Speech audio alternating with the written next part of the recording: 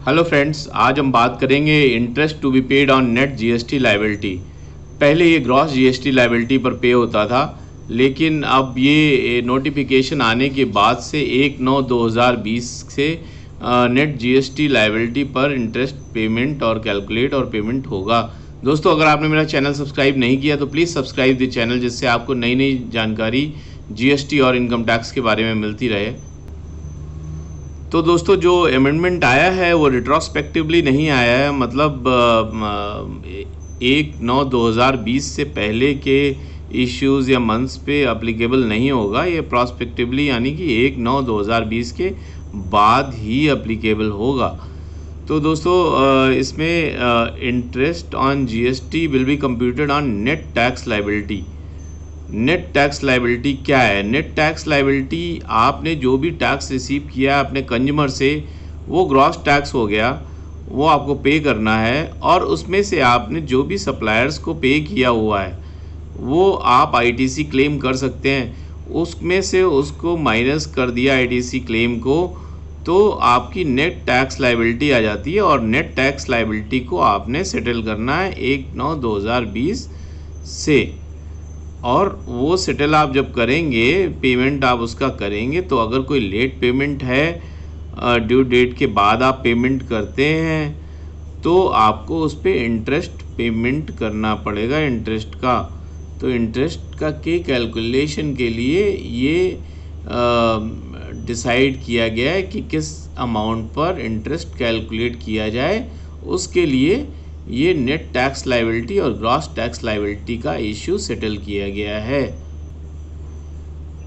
तो interest on GST will be computed on gross tax liability up to 31 August 2020। तो up to 31 August 2020 तक act में कोई clarity बहुत ज़्यादा नहीं थी, और लीगल केसेस के द्वारा ही ये सेटल हो रहे थे। तो उसमें उस टाइम पे ग्रॉस टैक्स लायबिलिटी जितनी भी बन रही थी उसी पर इंटरेस्ट कैलकुलेट हो रहा था।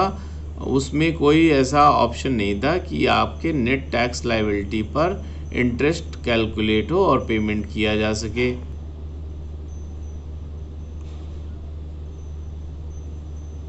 तो अब इसमें central board of income indirect taxes and customs notified the interest on late GST payments would be applicable only on net cash tax liability after the deduction of the available input tax credits. This is applicable from 1 September 2020। तो ये आप देख सकते हैं कि interest जो है GST पर वो कैश में ही पेमेंट होगा। कैश रजिस्टर से, आपके क्रेडिट रजिस्टर से पेमेंट नहीं हो किया जा सकता है। ये भी एक बात है इसमें। तो अब दोस्तों, इसमें हम देखते हैं कि इंटरेस्ट पार्ट है कितना। तो what is the interest on the delayed payment of GST liability? Interest payment कितना है? Amendment related to interest on delayed payment of GST liability, this is a big relief. Tax payers को बहुत ज़्यादा relief हुई है इसके द्वारा, क्योंकि इंटरेस्ट जो है, पहले वो जो भी अमाउंट पे की जाती थी ड्यू डेट के बाद, उस सारी अमाउंट पे इंटरेस्ट ऑटोमेटिक कैलकुलेट हो जाता था और उसे पे करना पड़ता था। लेकिन अभी प्रेजेंट रेट ऑफ इंटरेस्ट जो है डिलेड पेमेंट टैक्स लायबिलिटी पे 18% था, जो कि बहुत ही हाई टैक्स है। तो आप इसमें रिटर्न फाइल करने में या टैक्स के पेमेंट में डिफ़ॉल्ट नहीं कर सकते हैं, क्योंकि इंटरेस्ट का रेट बहुत ही ज़्यादा हाई है। तो फिर इसमें जो पहले ग्रॉस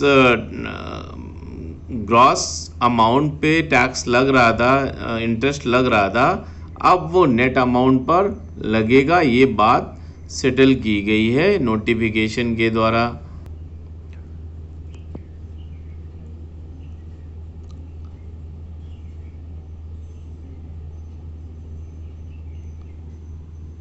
तो इसमें जो भी इंटरेस्ट पोर्शन है वो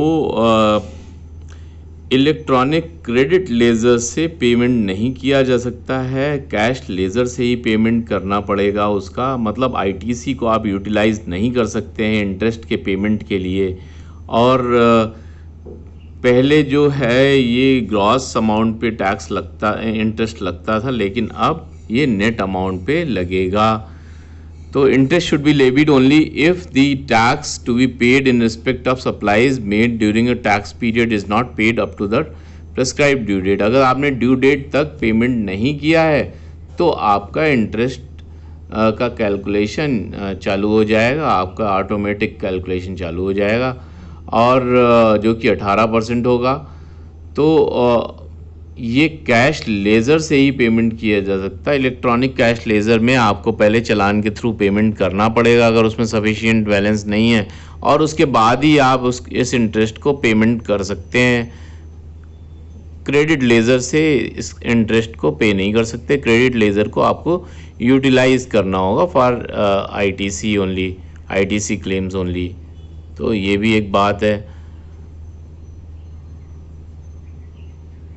अब इसमें इंटरेस्ट 18% है अगर पेमेंट नहीं किया गया ड्यू डेट के अंदर, और 24% है जब taxpayer excess input credit tax credit ले लेता। आईटीसी क्रेडिट अगर उसकी 10 रुपये की है और वो 50 रुपये क्लेम कर लेता है तो उसको डिफ़ॉल्ट पे 24% का इंटरेस्ट पे करना पड़ेगा।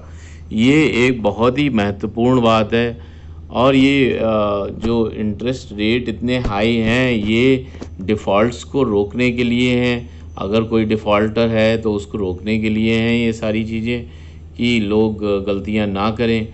और इलेक्ट्रॉनिक क्रेडिट लेज़र में जो प्रोविज़न्स हैं उसमें the amount should be credited to electronic credit ledger में क्रेडिट होना चाहिए जो कि which is filed by the person in his return, जो कि रिटर्न फाइल करने के बाद ही इलेक्ट्रॉनिक क्रेडिट लेज़र में अमाउंट आती है। तो इलेक्ट्रॉनिक क्रेडिट लेज़र को यूज़ किया जा सकता है सिर्फ टैक्स के पेमेंट के लिए, और इलेक्ट्रॉनिक क्रेडिट लेज़र में अगर कोई डिफरेंस आ रहा है आपके 3B के कैलकुलेशन ऑफ आईटीसी में, तो आप उसको GST PMT 04 में आप उसको टैक्स ऑफिसर की नॉलेज में लाइए कि हाँ ये हमारा जो इनपुट टैक्स क्रेडिट है ये सप्लायर ने इतनी इनवॉइसेस नहीं इनपुट की हुई हैं, इंसर्ट नहीं की हुई हैं, इसकी वजह से ये मिसमैच आ रहा है। तो ये आपको PMT 04 में शो करना पड़ेगा, क्योंकि मैक्सिमम ऑफ द केसेस आपने गुड्स बाई किए और आपको इनपुट टैक्स क्रेडिट लेना है, लेकिन वो मिलेगा तो तभी जब आपके सप्लायर ने इनवॉइसेस की एंट्री की होगी, मतलब उसने अपना रिटर्न फाइल किया होगा। इशू यहाँ पे यही था कि वो उसने अगर रिटर्न नहीं फाइल किया हुआ है तो आप क्रेडिट कैसे लेंगे, और आपका क्रेडिट जेन्युइन है तो आप क्रेडिट लेना चाहते हैं, और लेकिन वहाँ पे आपको क्रेडिट नहीं मिल पा रहा है।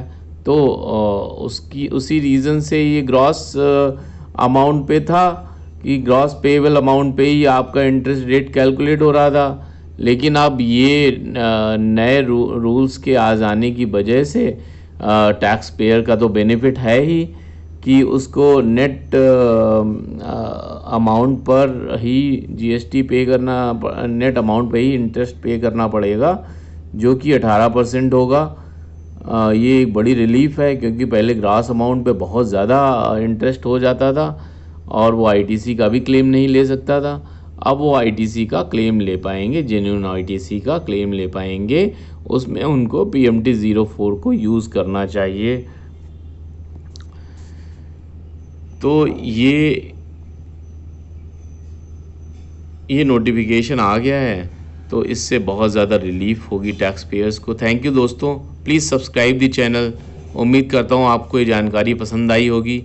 सब्सक्राइब करें और लाइक करें और हमारे दूसरे वीडियोस देखें। Thank you.